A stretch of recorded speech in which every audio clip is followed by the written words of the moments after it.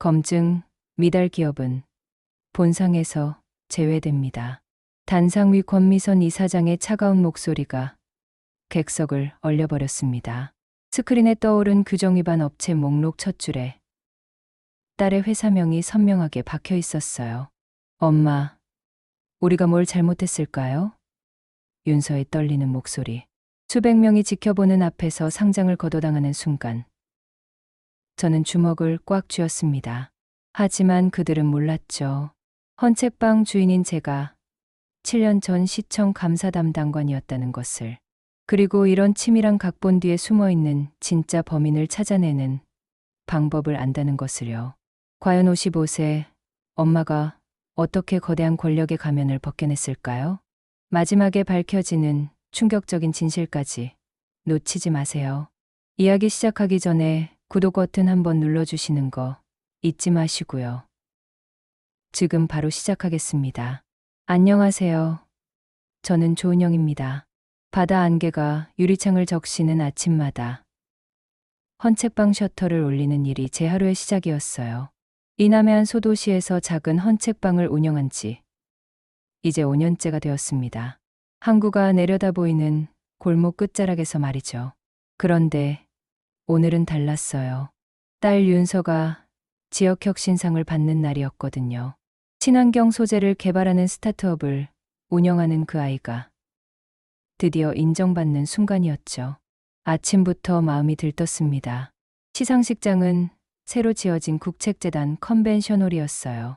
높다란 천장과 반짝이는 대리석 바닥, 그리고 무대 위에 설치된 거대한 스크린까지. 이런 곳에서 우리 윤서가 상을 받는다니 감개가 무량했습니다. 객석에 앉아 딸을 바라보는데 마음이 뭉클해지더군요. 저는 7년 전까지 시청에서 감사 담당관으로 일했었거든요. 그때 퇴직하고 나서 이런 공적인 자리에 참석하는 건 처음이었어요. 이사장 권미선 씨가 단상에 올랐습니다. 60대 중반쯤 되어 보이는 그분은 완벽하게 차려입은 모습이었어요. 회색 정장에 진주 목걸이, 흐트러짐 없는 헤어스타일까지. 카메라 플래시가 터질 때마다 능숙하게 미소를 지으시더군요. 올해 지역혁신상 수상자를 발표하겠습니다. 미선 이사장의 목소리가 마이크를 타고 홀 전체에 울려 퍼졌어요. 저는 가슴이 두근거려서 손을 꼭 쥐었죠. 친환경 소재 개발 부문 김윤서 대표님. 박수가 터져 나왔습니다. 윤서가 천천히 일어서서 무대로 걸어가는 모습이 눈에 들어왔어요. 검은 블레이저에 흰 블라우스를 입은 그 아이의 뒷모습이 어찌나 의젓해 보이던지요. 그런데 무대에 오른 윤서를 향해 이선 이사장이 미소를 지으며 상장을 내밀다가 갑자기 손을 거둬들였습니다. 죄송합니다. 확인 사항이 있네요. 스크린에 무언가가 떠올랐어요. 규정위반 업체 목록이라는 제목 아래 여러 회사명이 나열되어 있었죠. 그 첫 번째 줄에 윤서환경 소재라는 글자가 선명하게 박혀 있었습니다. 객석이 순식간에 조용해졌어요. 숨들이 쉬는 소리만 희미하게 들리더군요. 검증, 미달 기업은 본상에서 제외됩니다. 미선 이사장의 차가운 목소리가 마이크 없이도 홀 전체에 퍼졌습니다. 윤서의 어깨가 작게 내려앉는 모습이 보였어요. 그 순간 제 가슴 속에서 무언가가 얼어붙는 느낌이었죠. 저는 박수를 멈추고 입술을 깨물었습니다. 주변 사람들의 시선이 하나둘 우리 딸을 향하기 시작했거든요. 수군거리는 소리들, 고개를 젓는 모습들. 모욕이라는 건 이렇게 고요하게 파문을 넓혀가는 거였어요. 무대 위에서 윤서가 고개를 숙였습니다. 그러고는 담담하게 마이크 앞으로 다가가더군요. 죄송합니다. 저희가 부족했나 봅니다. 그 아이의 목소리에는 떨림이 없었어요. 하지만 저는 알 수 있었죠. 얼마나 깊이 상처받았는지를요. 딸이 무대에서 내려오는 뒷모습을 보면서 저는 주먹을 꽉 쥐었습니다. 미선 이사장의 눈빛을 놓치지 않았어요. 누군가를 완벽히 지우겠다는 결심처럼 차갑고 계산된 표정이었죠. 이건 실수가 아니었습니다. 치밀하게 준비된 각본이었어요. 그 각본이 어디서 시작됐는지, 누가 썼는지 저는 짐작하고 있었습니다. 7년 전 시청에서 일할 때 미선 씨와 마주쳤던 기억이 선명하게 떠올랐거든요. 그때도 이런 식이었어요. 깨끗해 보이는 표면 아래 무언가를 숨기고 있었죠. 시상식이 끝나고 사람들이 하나둘 자리를 뜨기 시작했습니다. 저는 윤서가 로비에서 친구들과 인사하는 모습을 지켜봤어요. 그 아이는 여전히 웃고 있었지만 눈가에 스친 그림자를 저는 놓치지 않았죠. 차 안에서 윤서가 말했어요. 엄마, 괜찮아요. 우리가 정말 부족한 부분이 있었나 봐요. 저는 대답 대신 딸의 손을 꼭 잡았습니다. 그리고 마음속으로 다짐했죠. 이 고요는 끝났다고. 제가 7년 동안 숨겨둔 직업이 다시 저를 부르고 있다고. 집에 돌아와 헌책방 한쪽에 놓아둔 낡은 파일들을 꺼냈습니다. 공공데이터 분석법, 정보공개 청구 설계서, 외부고발자 보호 가이드라인. 먼지를 털어내며 저는 작은 미소를 지었어요. 모욕의 무대에 올린 조명, 그 스위치를 누른 손, 손의 주인까지. 저는 끝까지 따라가 볼 생각이었습니다. 시상식 다음 날, 컴퓨터를 켜자마자 메일함이 빨간 점으로 가득했습니다. 하나씩 열어보니 입이 말라왔어요. 첫 번째 메일의 제목부터 심상치 않았죠. 납품 계약, 재검토 통지서. 지난 3개월간 윤서 회사와 거래하던 중견기업에서 보낸 거였어요. 내용을 읽어보니 가슴이 철렁했습니다. 귀업체의 신뢰성 검증이 완료될 때까지 납품을 중단합니다. 두 번째 메일은 금융기관에서 온 거였어요. 기업 신용 평가 보류 안내. 세 번째는 재검증, 절차 통과 시까지 거래 일시 중단. 네 번째, 다섯 번째. 메일을 열 때마다 같은 내용이 반복됐습니다. 저는 휴대폰을 들어 윤서에게 전화했어요. 윤서야, 지금 어디니? 사무실이에요, 어머니. 왜요? 목소리가 평소보다 가라앉아 있더군요. 아마 벌써 연락을 받았나 봤어요. 회사 사무실은 헌책방에서 차로 10분 거리에 있었습니다. 작은 오피스텔 3층에 자리한 20평 남짓한 공간이었죠. 문을 열고 들어가니 윤서가 책상 앞에 앉자 모니터를 뚫어지게 보고 있었어요. 우리가 뭘 잘못했을까요? 윤서가 저를 보며 물었습니다.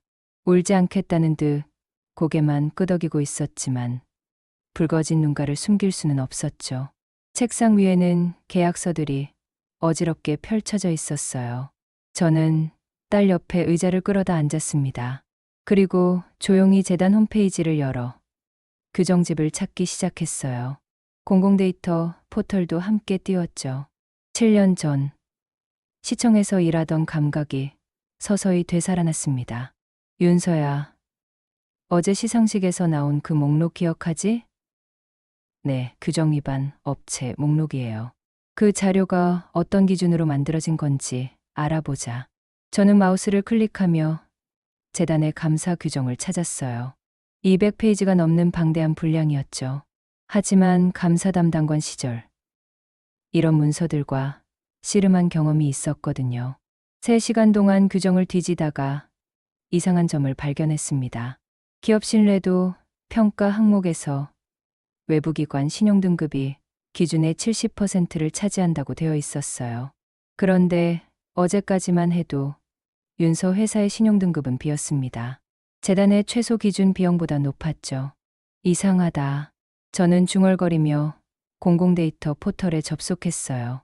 정보 공개 청구를 넣을 생각이었죠. 그런데 그때 휴대폰이 울렸습니다. 은영 씨, 오랜만이네요. 목소리만 들어도 알 수 있었어요. 임성훈 씨였죠. 7년 전 시청에서 일할 때 제가 데이터 분석을 가르쳐준 후배였거든요. 지금은 프리랜서로 데이터 포렌식 일을 하고 있었어요. 성훈 씨, 잘 지내셨어요? 갑자기 연락드려서 죄송해요. 아니에요. 오히려 반가워요. 무슨 일이신지 짐작은 가는데요. 역시 예리한 사람이었어요. 저는 어제 있었던 일을 간단히 설명했습니다. 재단 발표, 자료의 원천 데이터를 찾아주실 수 있을까요? 그리고 감사 로그도요. 누가 언제 건드렸는지 알고 싶어요. 잠시 침묵이 흘렀어요. 그러고는 성훈 씨의 차분한 목소리가 들렸죠. 서버에 남은 발자국이 말해줄 거예요. 이틀 정도 시간을 주세요. 전화를 끊고 나니 마음이 조금 안정됐습니다. 하지만 윤서는 여전히 침울한 표정이었어요. 어머니, 정말 우리가 뭔가 잘못한 걸까요? 제품 품질에 문제가 있었나요? 저는 딸의 어깨에 손을 올렸어요. 윤서야, 넌 3년 동안 단 한 번도 품질 문제로 클레임을 받은 적이 없잖니. 그건 사실이었어요. 윤서가 개발한 친환경 소재는 업계에서도 인정받는 수준이었거든요. 작은 회사지만 기술력만큼은 대기업 못지않았죠. 저녁 때 헌책방으로 돌아와서 저는 오랫동안 생각에 잠겼어요. 7년 전 기억들이 하나둘 떠올랐죠. 그때 미선 씨는 이미 여러 기관에 넓게 인맥을 구축하고 있던 사람이었어요. 겉으로는 깨끗해 보였지만 뭔가 석연치 않은 구석이 있었거든요. 그날 밤 저는 오래된 수첩을 꺼내 들었습니다. 7년 전 감사 업무를 하면서 정리해둔 인맥 리스트였죠. 미선 씨와 관련된 사람들의 이름이 빼곡히 적혀 있었어요. 하지만 아직 진짜 이유를 알 수 없었습니다. 왜 하필 우리 윤서였을까요? 무엇이 그들을 이토록 치밀하게 움직이게 했을까요? 밤이 깊어갈수록 한 가지 확실해지는 게 있었어요. 이건 단순한 규정 위반 문제가 아니라는 것. 더 큰 그림이 있다는 것. 그리고 저는 그 그림의 전체를 보기 전까지는 물러서지 않을 거라는 것이었습니다. 새벽 3시가 넘어서야 잠들 수 있었어요. 꿈속에서도 미선 이사장의 차가운 미소가 계속 저를 따라다녔습니다. 성훈 씨에게서 첫 번째 연락이 온 건 그로부터 이틀 후였습니다.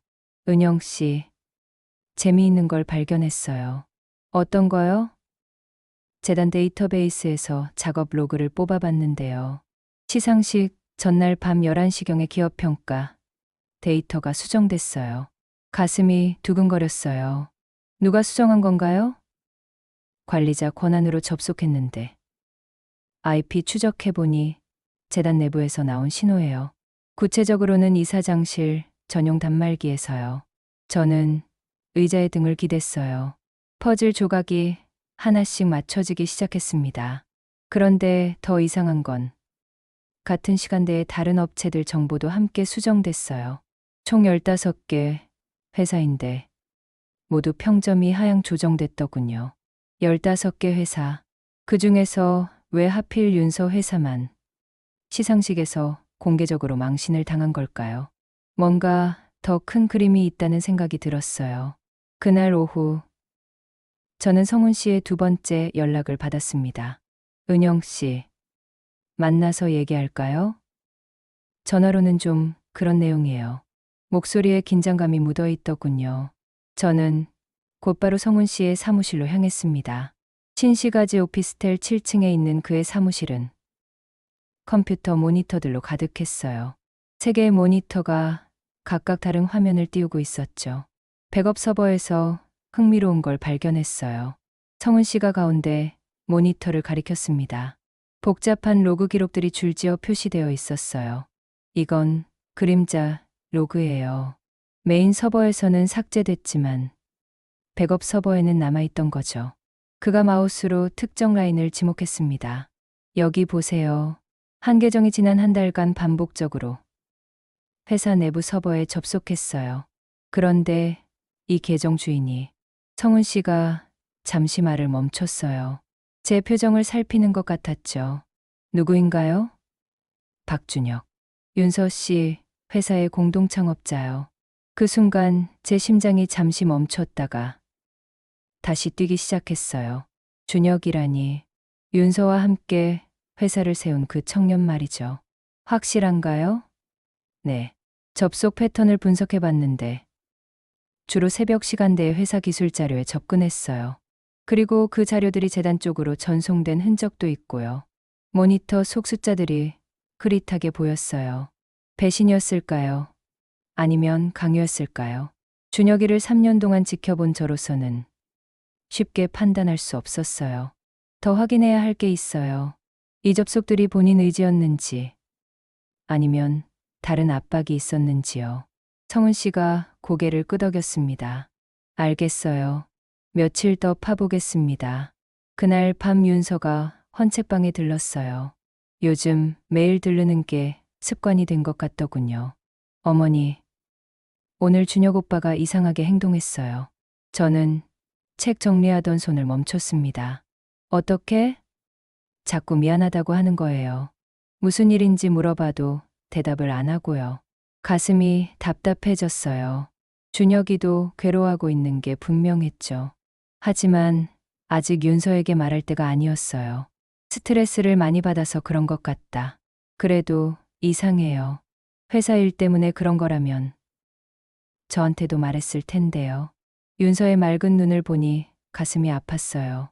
사실을 말하고 싶었지만 참았습니다. 사실은 칼이니까요. 잘못 겨누면 가장 소중한 것을 다치게 하거든요. 윤서야, 좀 더 기다려보자. 시간이 해결해 줄 수도 있어. 이틀 후 성훈 씨에게서 결정적인 연락이 왔어요.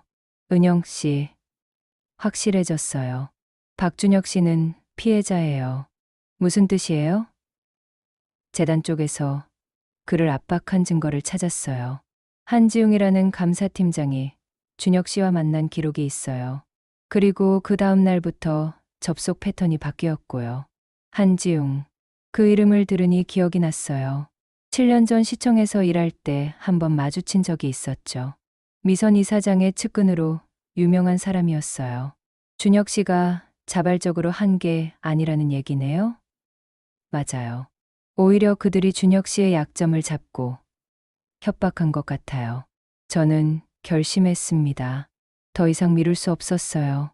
하지만 진실을 정확히 파악한 뒤에 움직이기로 했죠. 상처가 덜 아프게 전해주려면 모든 걸 알고 있어야 했거든요.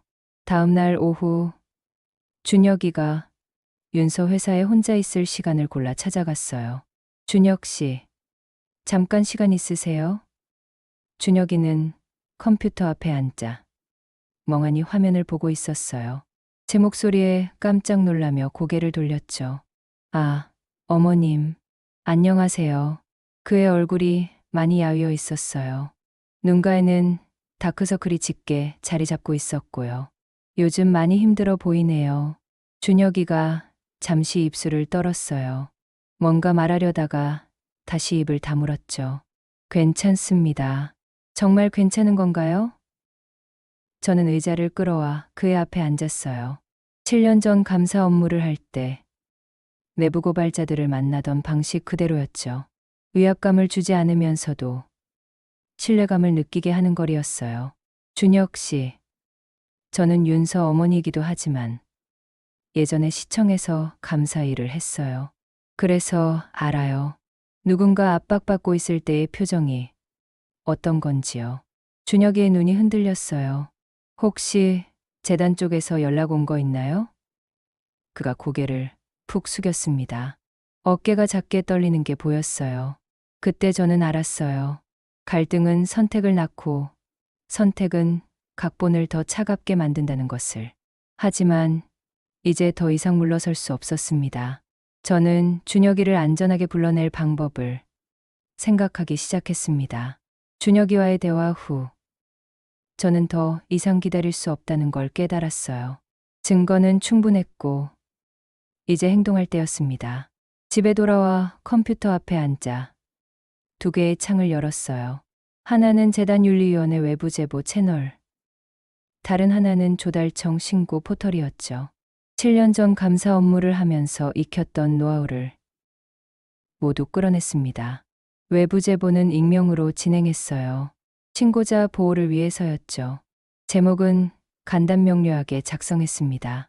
국책재단 심사 과정의 조작 의혹 및 증거 자료. 하지만 그것만으로는 부족했어요. 재단 같은 큰 조직을 움직이려면 더 강력한 압박이 필요했거든요. 저는 두 번째 수를 준비했습니다. 지역 언론사에 연락했어요. 7년 전 시청에서 일할 때 알게 된 기자가 있었거든요. 양철민 기자였죠. 은영 씨, 오랜만이네요. 무슨 일로 연락을 주셨어요? 철민 씨, 혹시 시간 되시면 만나서 얘기할까요? 좀 중요한 건이에요. 다음 날 오후 카페에서 철민 기자를 만났습니다. 40대 중반의 그는 여전히 예리한 눈빛을 하고 있었어요. 어떤 내용인지 궁금하네요.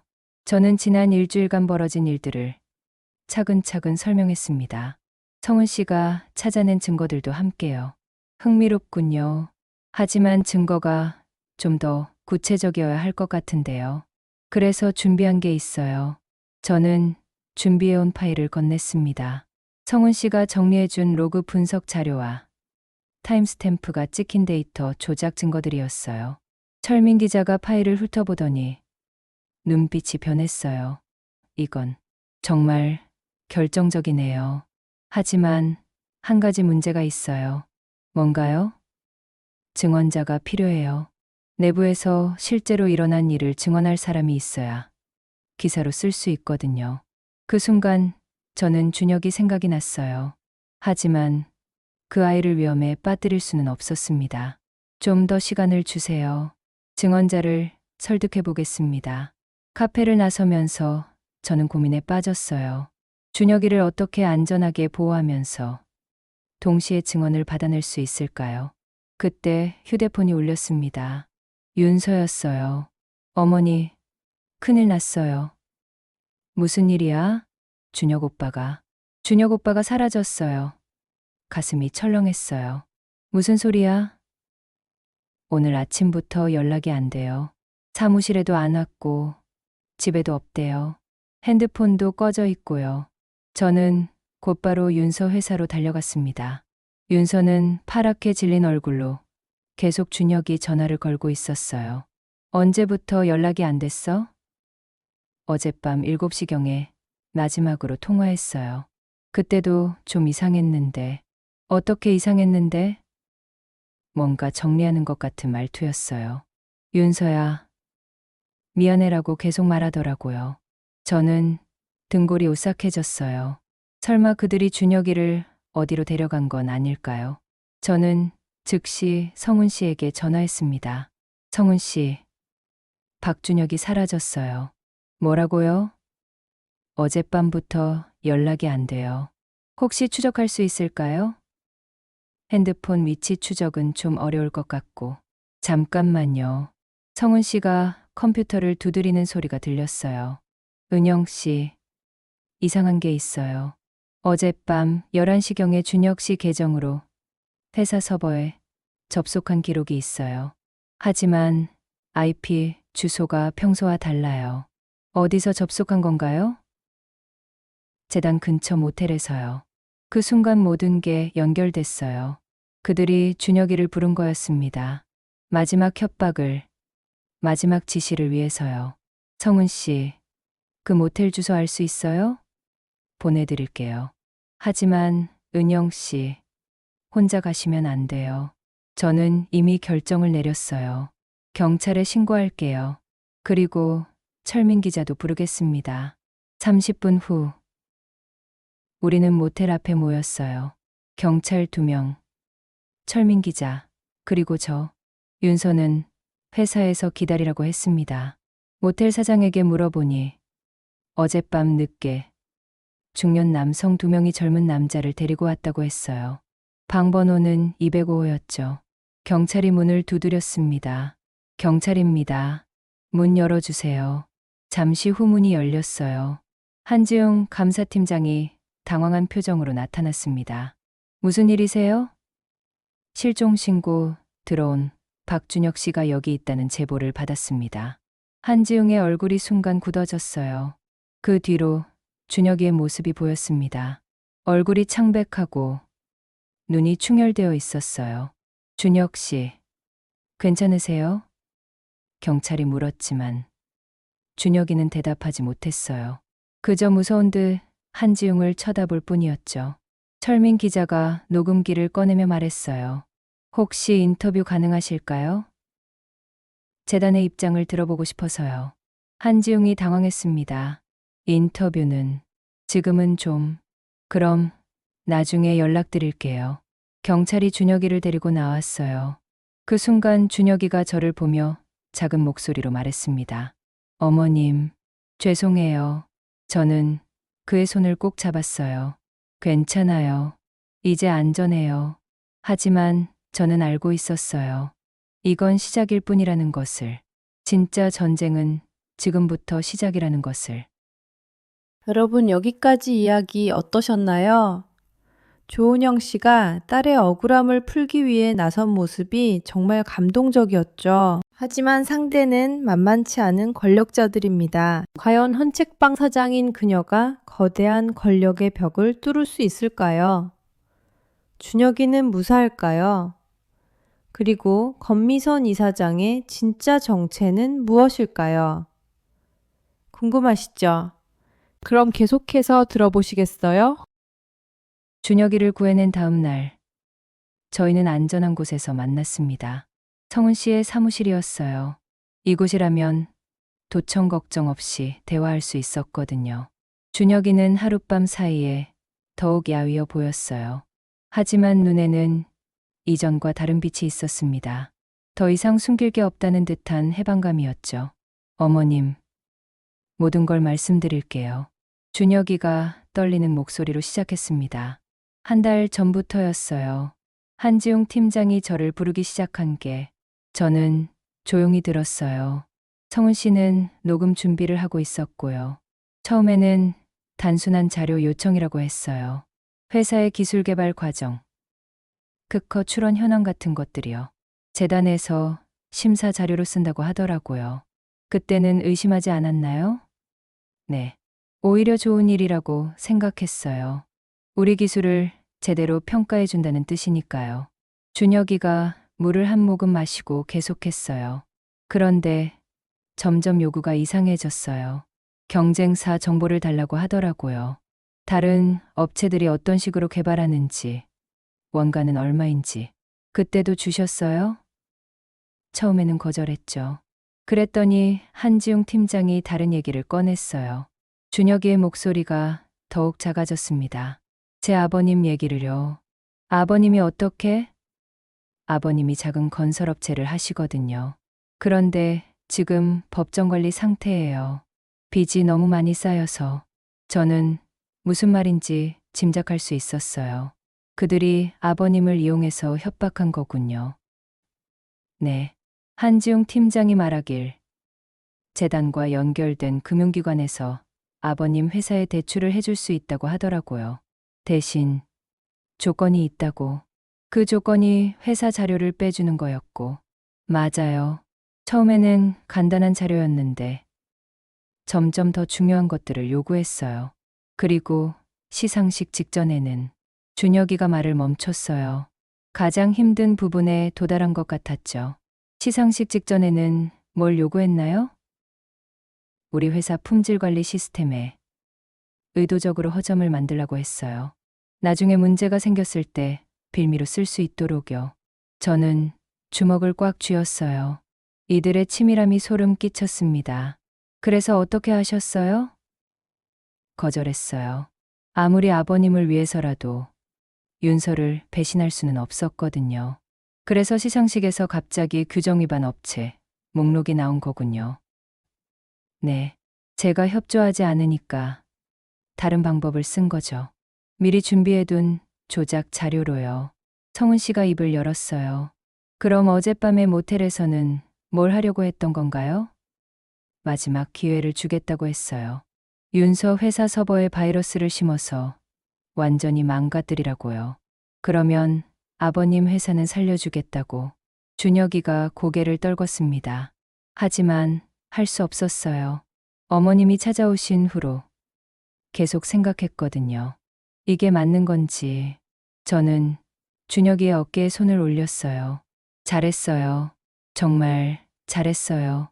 하지만 이제 아버님 회사는 걱정하지 마세요. 다른 방법이 있을 거예요. 그때 성훈 씨가 모니터를 가리키며 말했어요. 준혁 씨, 혹시 한지웅 팀장과 대화할 때 녹음한 게 있나요? 아니요. 그런 생각은 못 했어요. 그럼 다른 증거는요? 메시지나 이메일 같은 거요. 준혁이가 잠시 생각하더니 핸드폰을 꺼냈어요. 이런 게 있긴 한데 화면에는 한지웅과 주고받은 문자들이 표시되어 있었어요. 직접적인 표현은 피했지만 맥락상 협박의 의도가 명확히 드러나는 내용들이었죠. 이거면 충분해요. 성훈 씨가 흥분해서 말했습니다.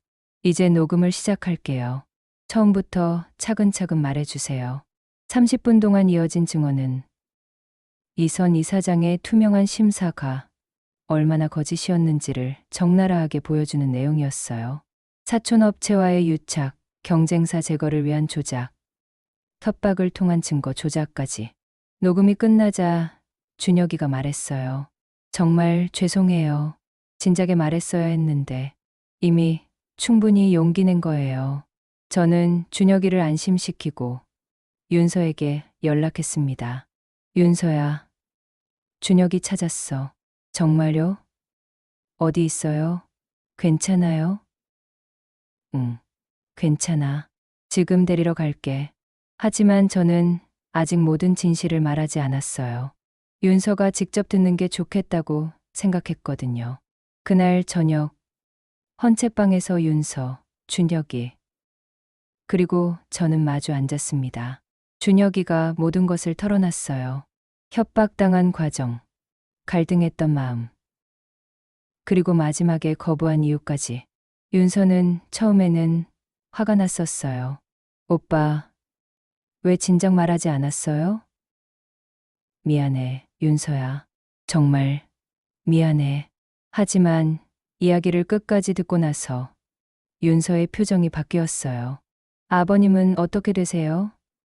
모르겠어. 이제 그들이 약속을 지킬 리도 없을 것 같고. 그때 제가 말했어요. 준혁아, 걱정하지 마.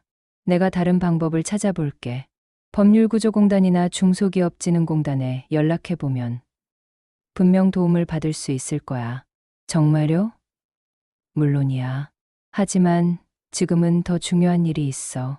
저는 두 아이를 바라봤어요. 이제 반격할 시간이야. 그 순간 저는 느꼈어요. 반전은 이렇게 조용히 시작되는구나. 미선 이사장이 그토록 자랑스럽게 내세웠던 투명한 심사가 실제로는 가장 탁한 물이었다는 사실. 이제 하나의 도미노가 쓰러졌고 나머지도 차례로 무너질 차례였습니다. 준혁이의 증언을 확보한 다음 날부터 저는 본격적으로 움직였어요.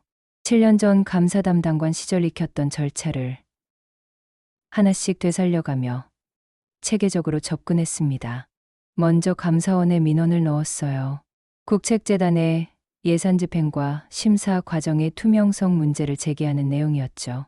감사원은 시민 누구나 신청할 수 있지만 핵심은 배당을 받아내는 거였어요. 그러려면 구체적인 증거와 명확한 법령 위반 사항을 제시해야 했습니다. 성훈 씨가 정리해준 타임스탬프, 분석, 자료와 준혁이의 증언록을 첨부했어요. 그리고 재단 규정집에서 위반된 조항들을 하나씩 명시했죠. 동시에 시민청원도 올렸습니다. 재단 이사회에 임시회의 소집을 요구하는 내용이었어요. 온라인으로 진행되는 청원이었는데 하루 만에 1,000명이 넘는 시민들이 동참했습니다. 철민 기자의 보도 영향이었죠. 세 번째로는 공정거래위원회에 신고했어요. 납품업체들 간 담합 의혹이었습니다. 성훈 씨가 추적한 결과 여러 업체에서 제출한 서류들의 IP 주소가 동일했거든요. 같은 장소에서 만들어진 서류라는 뜻이었죠. 이상하지 않아요? 서로 다른 회사인데 같은 컴퓨터에서 입찰서를 작성했다니. 성훈 씨의 분석은 정확했어요.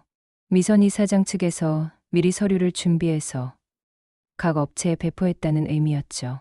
일주일 후 재단 이사회에서 임시회의 소집을 결정했다는 연락이 왔어요. 그리고 시민들의 요구에 따라 회의 과정을 온라인으로 생중계한다고 했죠. 하지만 저는 안주하지 않았어요. 미선 이사장 같은 사람은 마지막 순간까지 반격할 가능성이 있었거든요. 더 강력한 카드가 필요했습니다. 그때 철민 기자에게서 연락이 왔어요. 은영 씨, 추가 취재 결과 놀라운 걸 발견했어요. 어떤 거요? 권미선 이사장의 사촌이 운영하는 회사 말이에요. 최근 5년간 재단 관련 사업을 거의 독점하다시피 했더라고요. 얼마나 많이? 총 150억 원 규모예요. 그런데 더 웃긴 건 이 회사가 설립된 지 3년밖에 안 됐다는 거예요. 설립 3년 만에 150억. 일반적으로는 불가능한 일이었죠. 다른 업체들은 어떻게 됐어요? 대부분 탈락했죠. 서류 미비라거나 기술력 부족이라거나. 하지만 실제로 확인해 보니 오히려 권미선 사촌 회사보다 기술력이 뛰어난 곳들이 많았어요. 저는 이것이야말로 결정타라는 걸 알았어요. 철민 씨, 이 내용을 기사로 내보실 수 있어요? 물론이죠. 내일 아침 일면에 나갈 예정이에요. 회의 당일, 저는 헌책방에서 생중계를 지켜봤어요. 윤서도 옆에 앉아 함께 보고 있었죠. 화면 속 회의실은 대리석 테이블과 고급스러운 의자들로 꾸며져 있었어요. 이 사진 10명이 덜자 형태로 앉아 있었고, 정면에는 미선 이사장이 자리하고 있었습니다.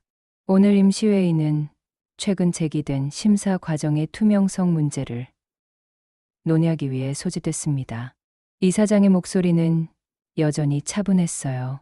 늘 그렇듯 완벽하게 다려진 정장에 진주 목걸이, 흐트러짐 없는 표정이었죠.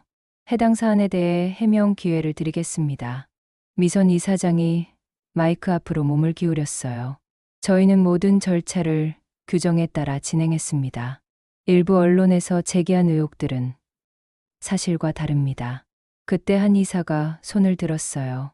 구체적인 해명이 필요할 것 같은데요. 제보된 자료들을 검토해 보셨나요? 물론입니다.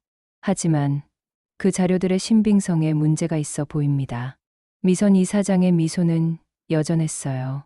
하지만 저는 그 미소 뒤의 긴장을 읽을 수 있었죠. 그때 다른 이사가 노트북을 열더니 화면을 공유했어요. 그렇다면 이것도 신빙성이 없다고 보시나요? 스크린에 성훈 씨가 작성한 로그 다이어그램이 떠올랐어요. 파일 조작의 전 과정이 시각적으로 깔끔하게 정리되어 있었죠. 미선 이사장의 얼굴에 처음으로 당황한 기색이 스쳤어요. 이것은 어떻게 확보한 자료인지 합법적인 절차를 통해 제공받은 자료입니다. 그리고 준혁이의 음성 파일이 재생되기 시작했어요. 조작 지시를 받았다는 증언, 협박당한 과정, 이선 측 납품업체와의 유착관계까지 30분간의 증언이 회의실을 조용하게 만들었습니다. 음성이 끝나자 한동안 정적이 흘렀어요. 이 사진들의 표정이 하나둘 굳어지기 시작했죠. 가장 먼저 입을 연 사람은 한지웅 감사팀장이었어요. 이사장님, 이 내용이 사실인가요? 한 팀장.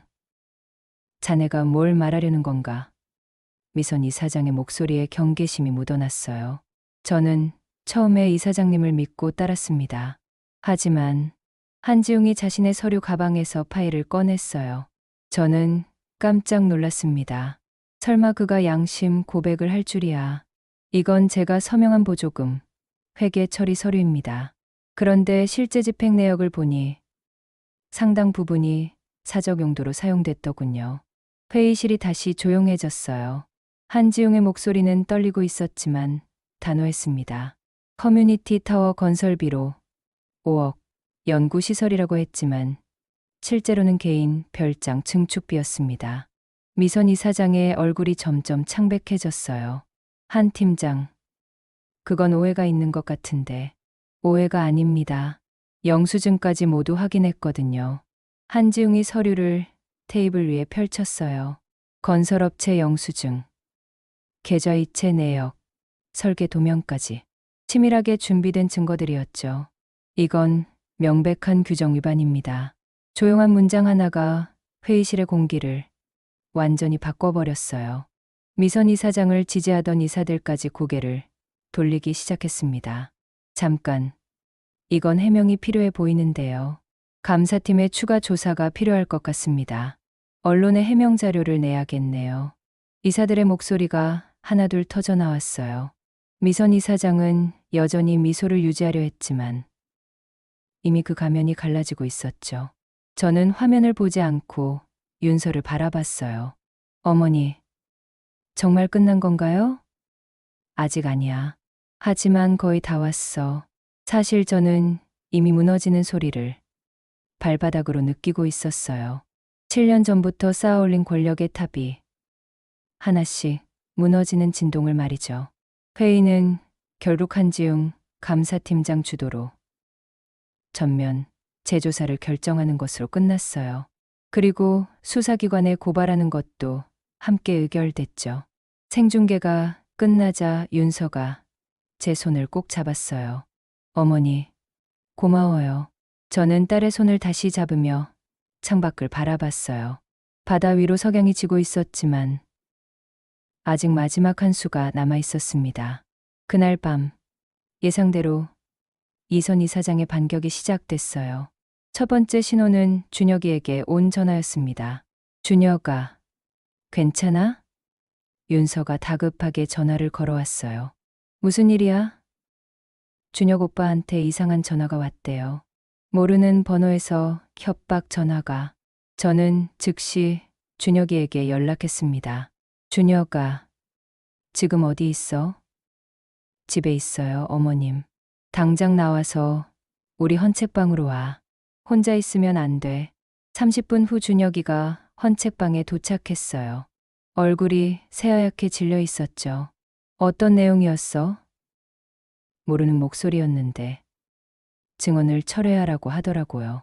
안 그러면 아버님 회사가 정말 망한다고. 저는 이럴 줄 알았다는 듯 고개를 끄덕였어요. 궁지에 몰린 짐승이 더 위험한 법이니까요. 걱정하지 마. 예상한 일이야. 저는 성훈 씨에게 전화했습니다.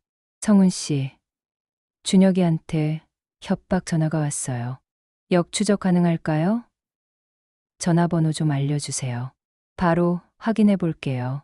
1시간 후 성훈 씨에게서 답이 왔어요. 은영 씨, 이거 대포폰이에요.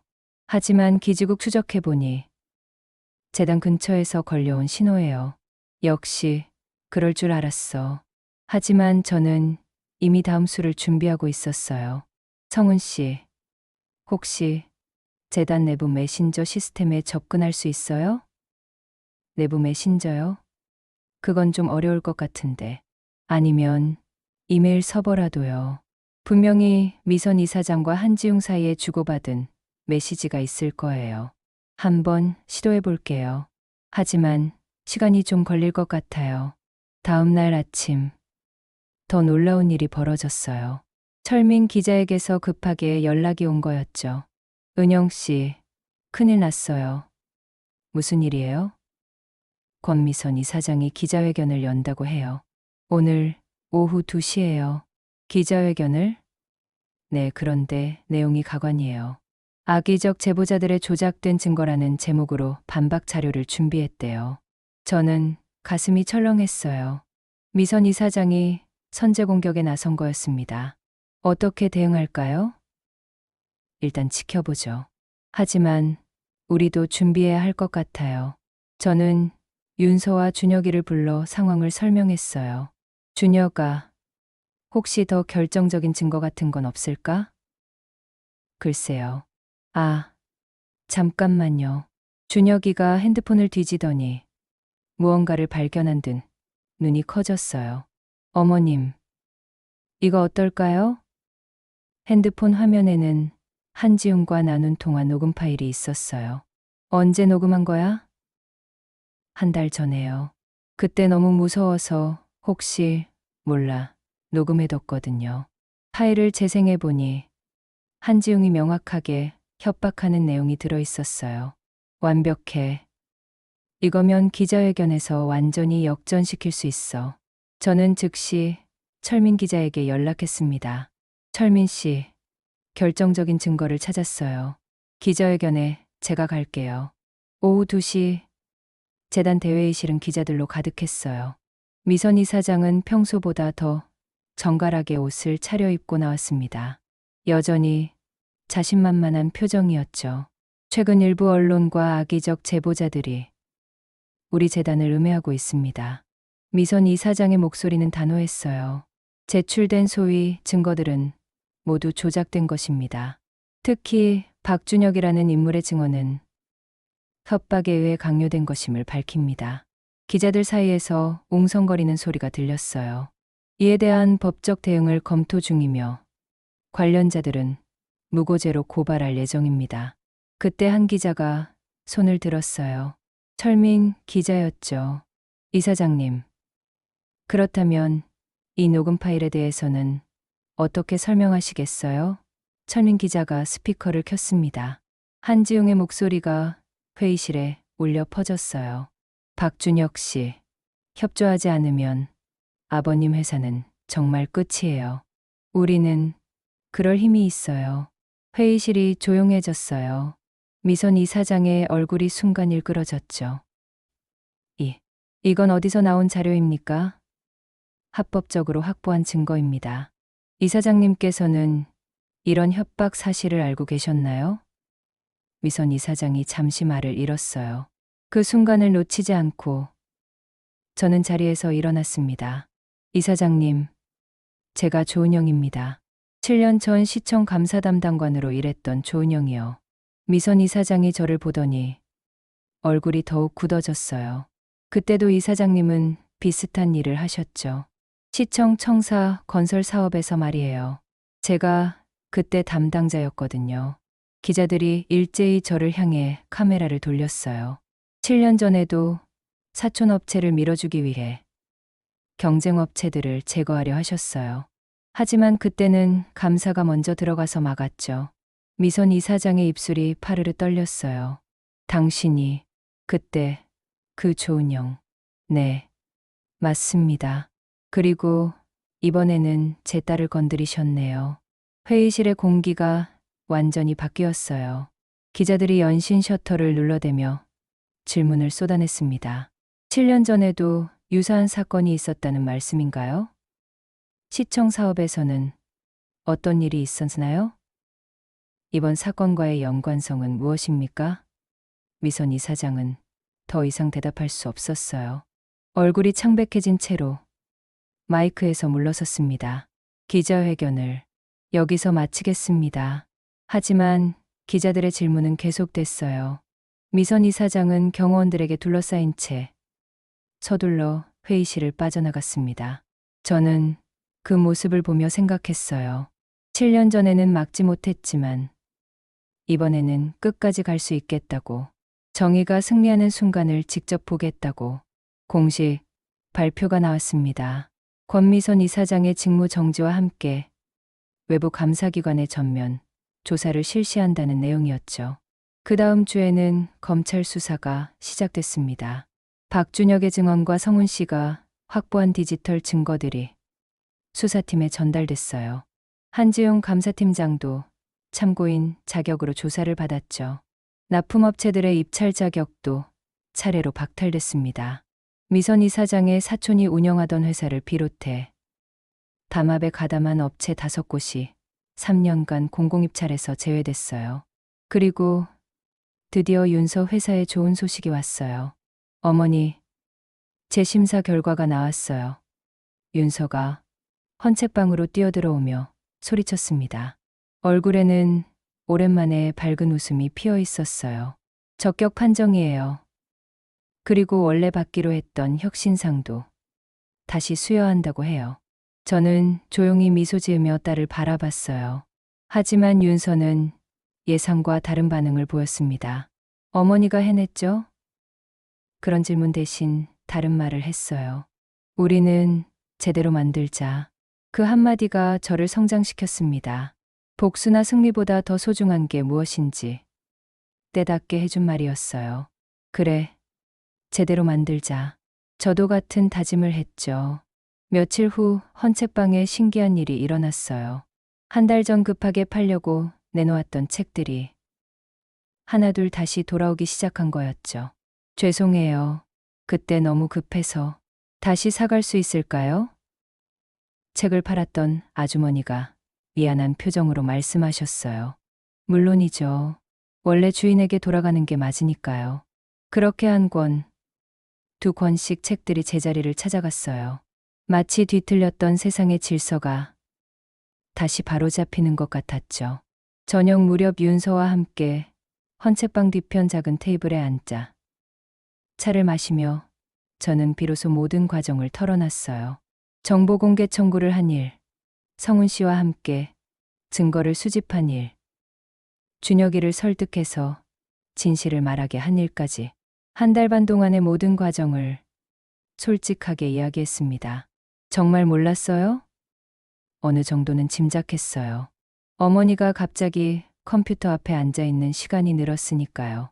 윤서는 놀라기보다는 고마워하는 표정이었어요. 힘들었을 텐데요. 힘들었지만 후회는 안 해. 우리 딸이 부당하게 당하는 걸 가만히 볼 순 없었거든. 고마워요, 어머니. 윤서가 제 손을 꼭 잡았어요. 상처는 말을 만나 아물기 시작합니다. 그동안 숨겨뒀던 진실들이 빛을 만나면서 서로의 마음에 있던 응어리도 함께 녹아갔어요. 준혁이는 증인 보호 프로그램의 도움으로 새로운 삶을 준비하고 있었어요. 협박에 시달렸던 빚도 법률구조공단의 지원으로 해결될 예정이었죠. 어머님, 정말 감사해요. 어머님 덕분에 용기를 낼 수 있었어요.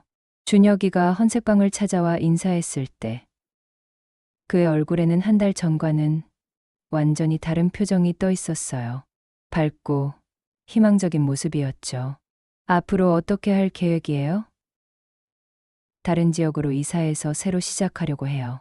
기술은 있으니까 어디서든 할 수 있을 거예요. 그래요. 새로 시작하는 것도 좋은 일이에요. 성훈 씨는 마지막 수사 자료를 검찰에 제출하면서 제출자를 익명으로 처리해달라고 요청했어요. 우리가 이름을 드러낼 필요는 없어요. 중요한 건 진실이 밝혀지는 거니까요. 그의 말이 맞았어요. 영웅이 되려고 한 일이 아니었거든요. 그저 잘못된 걸 바로잡으려 했을 뿐이었죠.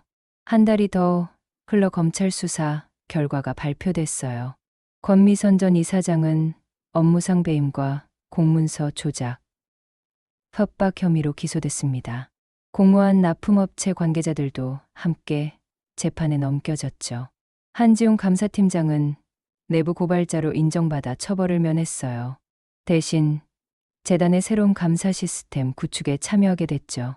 가을이 깊어갈 무렵 윤서 회사는 지연됐던 여러 프로젝트들을 정상적으로 진행할 수 있게 됐어요.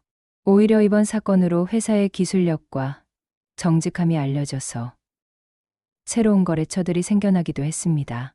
어머니, 새로운 납품 계약이 또 들어왔어요. 그래? 좋은 일이네.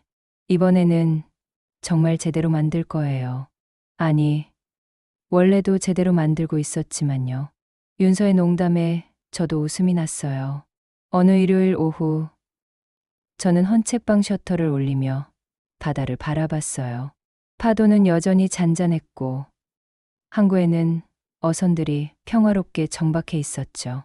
뒤에서 윤서가 말했어요. 어머니, 이제 정말 끝난 거죠? 응, 끝났어. 하지만 마음 한켠으로는 생각했어요. 끝이면서 동시에 시작이기도 하다고. 정의는 한번 이루어지면 끝나는 게 아니라 매일매일 새롭게 만들어가야 하는 것이니까요. 헌책방으로 돌아와 책꽂이를 정리하다가 오래된 수첩을 발견했어요. 7년 전 시청에서 일할 때 쓰던 것이었죠. 마지막 페이지에 제가 써놓은 메모가 있었어요. 정의는 멀리 있지 않다. 우리가 포기하지 않는 한. 그 글을 다시 읽으며 저는 미소를 지었습니다. 그때는 몰랐지만 지금 와서 보니 예언 같은 말이었어요. 창밖으로 석양이 지고 있었어요. 내일은 또 다른 하루가 시작될 거였죠. 평범하지만 소중한 일상이 기다리고 있었습니다. 1년이 흘렀어요. 권미선 전 이사장의 1심 판결이 나던 날, 저는 헌책방에서 새로 들어온 책들을 정리하고 있었습니다. 징역 3년에 벌금 5억 원. 법정에서 그는 끝까지 체면을 지키려 했다고 하더군요. 저는 배웠습니다. 정의는 발로 차오르는 분노가 아니라 발자국을 따라가는 인내에서 시작된다는 것을요. 윤서는 요즘 더딩 개발 일정을 탓하지 않아요. 대신 품질표의 빈칸을 꼼꼼히 채우기 시작했습니다. 예전보다 꼼꼼해졌어요. 어머니, 이번 제품 테스트 한 번 더 해볼까요? 시간이 더 걸리는데 괜찮아요. 제대로 만드는 게 더 중요하니까요. 그 말을 들을 때마다 가슴이 뿌듯해져요. 복수보다 더 값진 것을 얻은 기분이었죠. 어제 한 젊은 여성이 헌책방에 들렀어요. 회사에서 부당한 대우를 받고 있다며 하소연을 했죠. 어떻게 해야 할지 모르겠어요. 차근차근 정리해 보세요. 언제부터 어떤 일이 있었는지요. 저는 그 여성에게 작은 수첩을 건네며 말했어요. 일기처럼 써보세요. 날짜, 시간, 상황을 구체적으로요. 나중에 도움이 될 거예요. 그 여성이 고개를 끄덕이며 수첩을 받아들었어요. 1년 전 제가 그랬던 것처럼 말이죠. 창밖으로 바다가 보였어요. 파도는 늘 같은 모양으로 밀려오지만 우리는 매번 다르게 서 있을 수 있습니다. 저녁 무렵 윤서가 들렀어요. 손에는 새로운 계약서를 들고 있었죠. 어머니, 또 좋은 소식이 있어요. 어떤? 서울 대기업에서 우리 제품을 쓰고 싶다고 해요. 정식 납품업체로 등록하자고요. 정말? 네, 그런데 조건이 있어요. 품질 관리 시스템을 더 강화하라고 하더군요. 윤서는 힘들어하기보다는 오히려 기뻐하는 표정이었어요. 좋은 조건이네. 맞아요. 우리가 제대로 만들고 있다는 증거니까요. 저는 딸을 보며 미소 지었습니다. 복수는 끝났고 배움은 남았습니다. 해가 지고 있었어요. 저는 헌책방 셔터를 내리면서 생각했습니다. 내일은 또 어떤 이야기가 시작될까요? 한 가지는 확실해요. 누군가 부당함을 당하고 있다면 저는 가만히 있지 않을 거라는 것. 그리고 혼자가 아니라는 것도 알려줄 거예요. 정의는 멀리 있지 않아요. 우리가 포기하지 않는 한 말이에요. 여러분. 오늘 이야기 어떠셨나요? 조은영 씨의 용기 있는 행동이 정말 감동적이었죠. 처음에는 딸의 억울함을 풀어주려는 한 어머니의 마음에서 시작됐지만 결국 더 큰 정의를 실현하는 이야기가 되었습니다. 7년 전 감사 담당관이었던 경험을 살려 체계적이고 치밀하게 증거를 수집하고 진실을 밝혀내는 과정이 정말 인상적이었어요. 특히 박준혁이라는 젊은이가 협박에 굴복하지 않고 마지막에 용기를 내어 진실을 말한 장면에서는 저도 모르게 마음이 뭉클해졌습니다. 그리고 한지웅 감사팀장이 양심의 목소리를 낸 순간도 잊을 수 없네요. 이 이야기는 우리에게 중요한 교훈을 전해줍니다. 정의는 멀리 있는 거창한 것이 아니라 우리가 포기하지 않고 끝까지 진실을 추구할 때 이루어진다는 것입니다. 그리고 혼자가 아니라 함께할 때 더 큰 힘을 발휘한다는 것도 말이에요. 조은영 씨처럼 우리도 일상에서 부당함을 마주할 때 작은 용기를 낼 수 있다면 좋겠습니다. 그 작은 용기가 모여서 우리 사회를 더 정의롭게 만들어갈 수 있으니까요. 여러분께도 작은 위로와 지혜가 되었으면 좋겠습니다. 영상을 끝까지 함께 해주신 모든 시청자분들 감사드리고요. 단막상의 주인장 그레이스였습니다. 다음 영상으로 찾아뵐게요. 구독과 좋아요, 알림 설정 잊지 마세요. 바이바이.